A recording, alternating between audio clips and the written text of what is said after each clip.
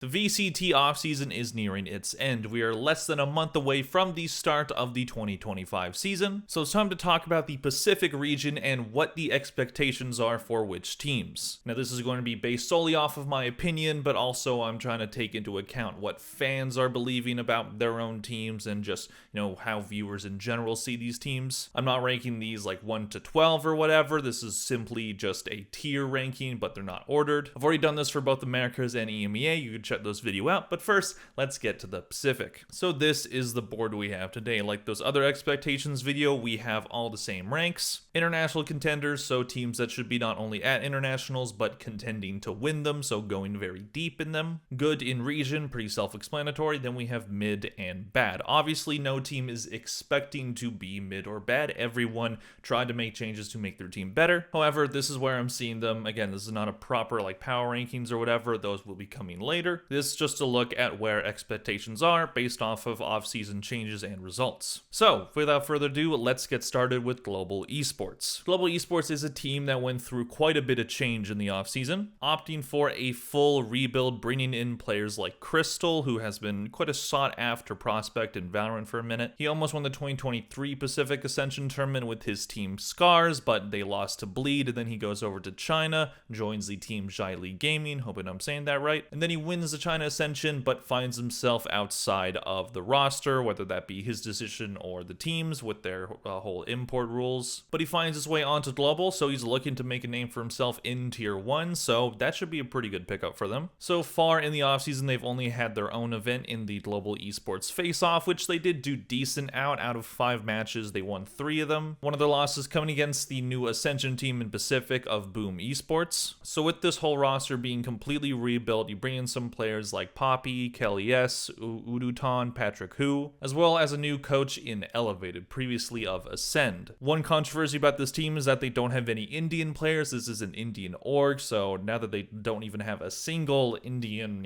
player in their organization, that's kind of the whole, talk around, should region teams be, building their teams around players from those regions, or you should be building an international team that you think is the best team to win. That's a different discussion for a different time, but that is a discussion around this team. I will admit I don't know a ton about these new players, many of them from Tier 2 organizations, but I think overall, just looking at them and trying to make the best guess, I think what I'm gonna do is put them in the bad category. I think they have some decent shooters on there with Crystal, and a new coaching staff should help. But overall, I just kind of see the train wreck continuing for Global Esports like they have the past 2 years. But we will see. I think they have a chance to be good, and maybe their fans are gonna get mad at me in the comments because they have a lot of fans. It's kind of insane. But you know what? I'll set my expectations for them low, and hopefully they exceed them. But just from what we've seen from them in the offseason so far, doesn't inspire a lot of confidence. Moving on, we have one of 2 of the new Ascension teams in Pacific, and that is Boom Esports. Boom had a very tight match with Sin Priza Gaming in the grand finals of the Pacific Ascension Tournament, which they did end up losing, but because of Bleed not owning up to their deal with Riot in the VCT partnership system,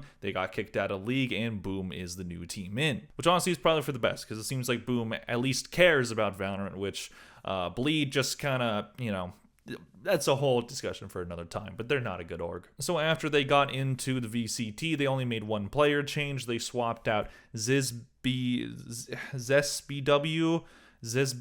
I don't know, I'm sorry, these stupid gamer tags, I hate them. But they bring in a player named DOS9, so maybe that ends up being a good decision. DOS9 previously of a team called Revenant Esports, a team that did decent in the Pacific Ascension. Overall, their offseason has been okay. They played in an event called the Predator League 25, where they won both their matches. They did win against Global Esports in the Global Esports Face-Off, as already talked about. But the only 2 matches that they played against other Tier 1 teams in the Battle of the Sea versus Team Secret, they lost that one, and they played in Val ID Connects versus RRQ, and they lost that one as well. But those matches were both best of ones. So I'm not going to take too much from that, but I think overall with this team coming up from Tier 2, they should have a decent talent pool, but I can't really see them being good enough to be good in the region, at least make it competitive. I think they're going to be more around this mid category. I would love if they prove me wrong. I want to see these Ascension teams doing well, especially with the newer roles of it being performance-based fixed if you stay in or not. So it would be cool if both Boom and the other Ascension team are both really good so that they can make it really competitive, make it hard for Riot to kick either of them out. Moving on, we have RRQ, a team that maybe didn't meet expectations last year that some people had of them. Not that a lot of people were expecting them to be,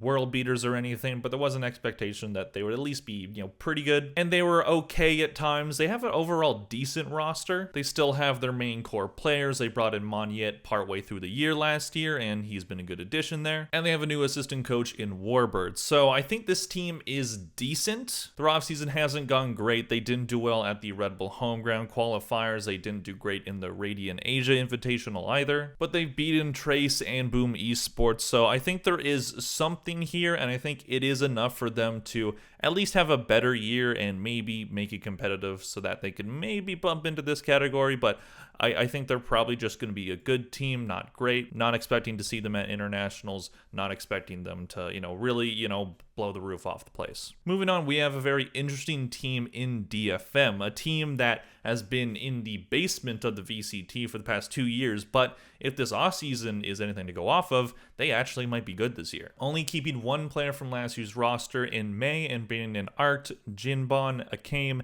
and Gwen, and their offseason record has been pretty impressive. They didn't do great at the Red Bull Homeground APAC qualifiers, but after that, they had a really good Radiant Asia Invitational, beating teams like EDG, RRQ, PaperX, Trace Esports. They did lose to PaperX in the grand finals, but they beat them earlier in the bracket, and they very recently beat Leviathan. Actually, the day I'm recording this is the day that they beat them. So I don't know if they're going to end up qualifying for internationals, but from what we've seen from them, they are very competitive. To be able to qualify for internationals this year, you either have to be a top 2 team at the start of the year or a top 3 team midway through the year, and then either be top 2 and have enough champs points to be in one of those last 2 spots for champions. So it's definitely a really tight fit. So can DFM make their way into there? I think they have a much better shot than in previous years. However, I'm not going to put them in this category yet. I will put them in good in region, just temper my expectations, because we've seen other teams do really well in off-season events and then, not do very well during the year. But them being in the good in region category is a lot better than where they've been the past 2 years, which is way even below the bad category. They were winless in 2023. They finally got the first win in 2024, and now they look like a decent team. So I do have a bit of faith, but I'm not putting them in the top ranks yet. Moving on, we have Talon, a team that made a pretty big move before the Stage 2 playoffs last year, bringing in Primi, who was just an absolute ranked demon that they picked up, and he proved himself pretty quickly. I think the expectations were Primi were kind of unfair to him, because I saw a lot of hate for this guy from people that weren't fans of Talon, because they were just like, oh, why am I hearing about this Primi guy? He sucks. I don't understand why players with hype immediately get dunked on by other people. I can understand being like annoyed at hype and all this stuff, but people are just excited about the opportunity of a new player. And he's young, he's not going to perform, 100% great all the time, but he did have a good run on Talon at the end of last year. And he's basically been their best player during the offseason events as well. They haven't done great so far. They did pretty good in the 10 Asia Invitational. They did go to the grand finals of that event. They also participated in the Super League tournament, formerly Africa TV, where they lost to Made in Thailand, which was, it's a tier 3 team, so that's not really great. But Made in Thailand had some other upset victories, so maybe they're actually a decent team. And also Valorant's just random, and they're probably not familiar with those players. So I won't give Talon too much crap for that, but I think overall what Talon is kind of just Primi and friends. Ban and Governor are good players. We'll see how Jitboy and Cruz can do this year. But overall, I think with what they've done, I'm not expecting them to break through a lot. I know they made champions last year off of, getting Primi, having him as kind of like a secret weapon, and then just being able to get far enough in playoffs where they did qualify for champions. It was a risky move that ended up working out. Can they do that again? I'm not exactly convinced, and I think, I don't know if we're going to see them at internationals this year, but I think they're going to be a good team. We'll see if they can prove me wrong. They still have a solid roster. I'm just not sure if we're going to see them, be able to break through into like the top 4 in the Pacific again. But hey, crazier things have happened, and there could be a changing of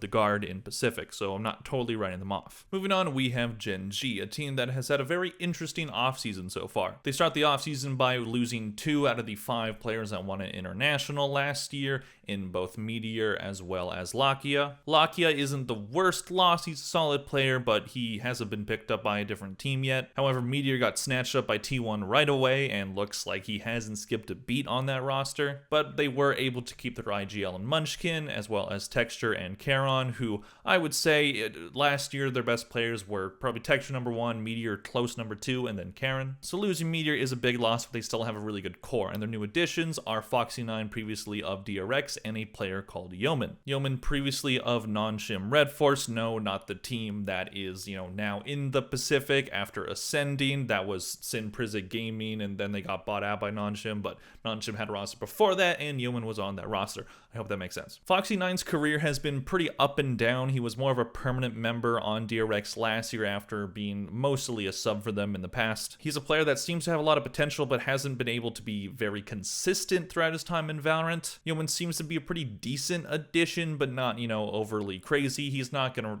replace a Meteor. Seems like Foxy9 might be their Sentinel player. He can also flex to Duelist. That's where, he's played a good chunk of his career on. So while I have seen a lot of comments saying that this team is worse than last year's roster, which I think you definitely can make that argument, and I would agree with that sentiment, because losing one of your two best players definitely not going to make it better. Their offseason has gone pretty well so far. They're doing well at the Super League tournament right now. I think the grand finals is tonight, so maybe they win that, maybe they don't. But they've done really well at the Super League tournament after losing their first match to Sentinels. They get that revenge against Sentinels later in the bracket. They didn't have a great Radiant Asia Invitational, but they did good at the 10 Asia Invitational and GSE 2024 event. They won that one as well. So I do think that the new additions are the biggest question mark when it comes to this team, and in terms of these offseason events that they've been doing well at, usually Foxy9 and Yeoman are at the bottom of the leaderboards, but that doesn't really matter too much because you have the proven shooters of Texture and Charon, and even Munchkin can frag out as well. So I think they're still in a good spot, and I do think that they're still a top team in the Pacific. While they were definitely in this category last season, with their losses, I could put them down here. But you know what? I'm going to give them the benefit of the doubt and leave them in the international contenders category, because that is where I think they belong. Even with the new changes, I think this team is just too good to not, be at these internationals, be at probably every single one of them, and be able to dominate at the international level like they did last year. They still have the same coaching staff. They still have some really good players on that team. I am expecting good things. Will they win? I don't know, but I think they will at least go deep. Moving on, we have T1, a team that arguably made the biggest additions in the offseason when it comes to Pacific teams. They bring in Buzz from DRX, arguably DRX's best player, maybe a bit inconsistent at times throughout his career, but still a very good player. They also bring in Meteor from Gen.G, already been talking about him. He's a fantastic player, one of the best players in the world last season, at least top 5 for a good portion of it. They bring in a player called Sylvan as well. He seemed like a good addition so far. Only player they kept from last year's roster is Aizu, but they also have Stax, who they got midway through the season once he was dropped by DRX. Stax will be this team's IGL. Stax's time on IGL on DRX was contentious at times, but I think in a hopefully better system in T1, I do think he's going to be able to thrive in that role. He's a really good player. He has his buddy in Buzz there. They also have Meteor, an incredibly talented player. The losses that they suffered in the offseason, I think Saya player was a good player, but Buzz is definitely the better option there. Rossi, good player, but you can, having Stax as your IGL now, that's probably a better decision. They also lost Xcurate, or Accurate, however you say his gamer tag. He's the brother of Forsaken, and he didn't have a great season, and this team overall fell short of expectations last year, where they only made one international, but they were pretty pitiful in the Pacific League, not really winning a lot of games. So I think this team, especially this org, wants to do really well and has built a winning team. I've already predicted them to do very well in previous videos, and I will be doing the same in this one. They are international contenders. This team, with just what they've built on paper, should be winning internationals, not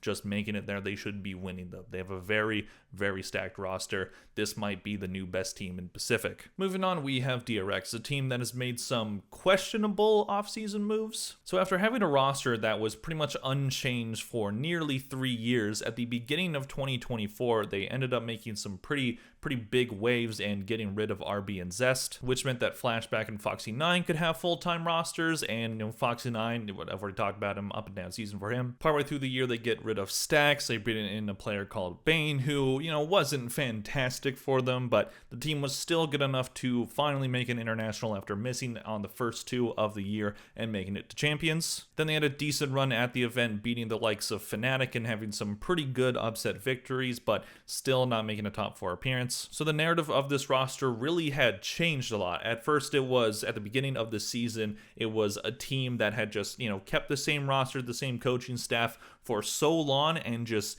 got close to winning internationals, got top 4 here, top 5 here, but never being able to really break through despite seemingly having the talent to. Then what they decide to do during the season and before the season is invest in some young talent. They, develop them through their own academy program, as well as just, signing these players while they're still young shooters. So then they get rid of some of their vets like Stacks and now Buzz, and now they have a new roster with only one player of the, longtime roster staying, and that is Mako. Mako is a very good player. It appears like he might be their IGL, which I don't know if that's the good choice to do. At least that's what they were doing when they made the run to champs. So we'll see what ends up happening there. But in terms of offseason additions, they got rid of Bane, they got rid of Foxy 9, they bring in a player called Hyumin, who apparently is a very sought-after prospect in the Pacific region. They also bring in a player named Freen. He was on the Rare Adam Tier 2 team for a minute. And they bring in Athen, a player that they've brought in through DRX Academy. So they've invested in this young talent. You have Mako as, kind of like the de facto veteran leader. You still have the same coaching staff that you've had for so long at this point. Termi and Glow just seem to never have their jobs at risk, even though I think there definitely was an argument to make a coaching change. We'll see how they end up doing with this crop of young talent,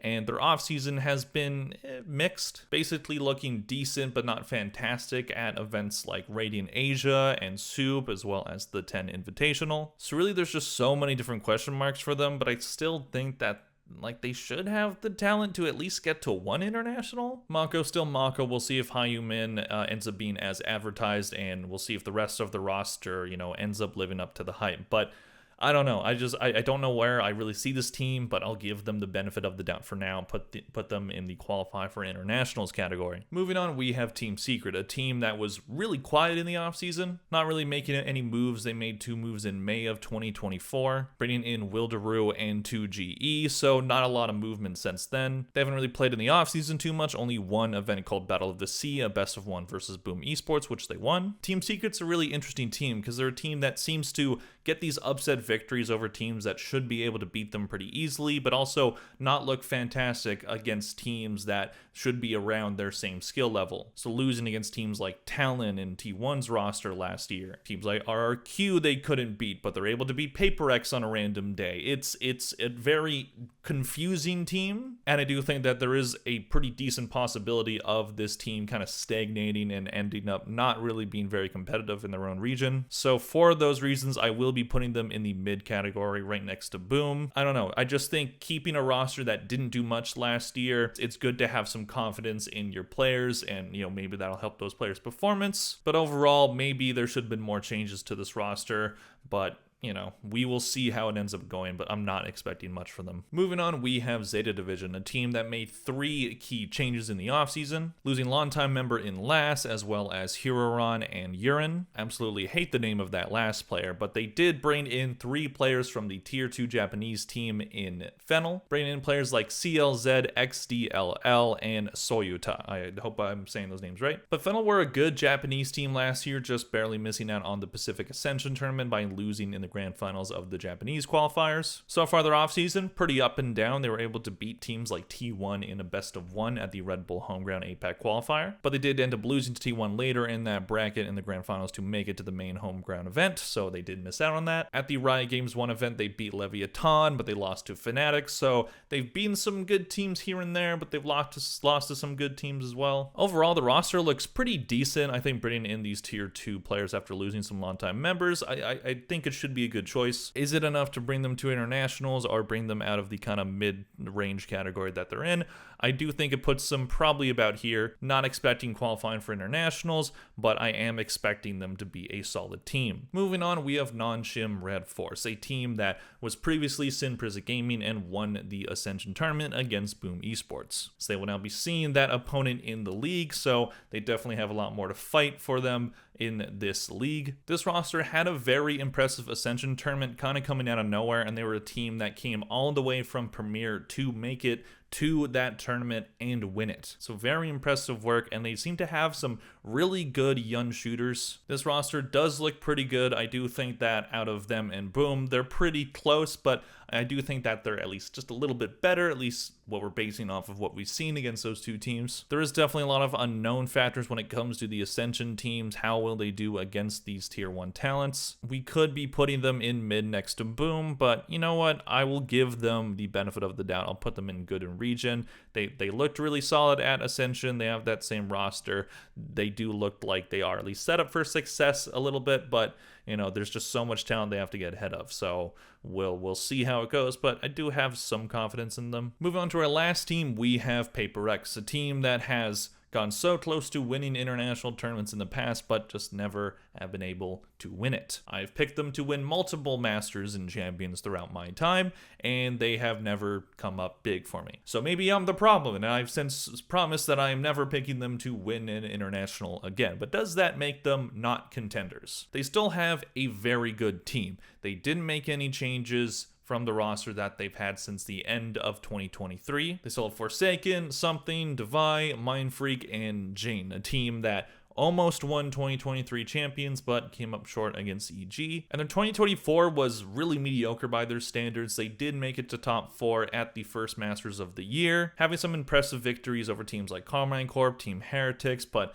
not being able to beat Gen.G in that bracket, nor were they able to beat Sentinels. Then they had a mediocre performance at Shanghai after bringing Jane back and letting Moniat go to RRQ, and then champions they couldn't even get out of groups. So just, it seems like this roster is starting to stagnate. They did end up keeping Alex the coach. His contract was up, so they still have faith in this roster, and rightly so. They still have a lot of talent on that roster, and maybe this patch ends up being really beneficial for them.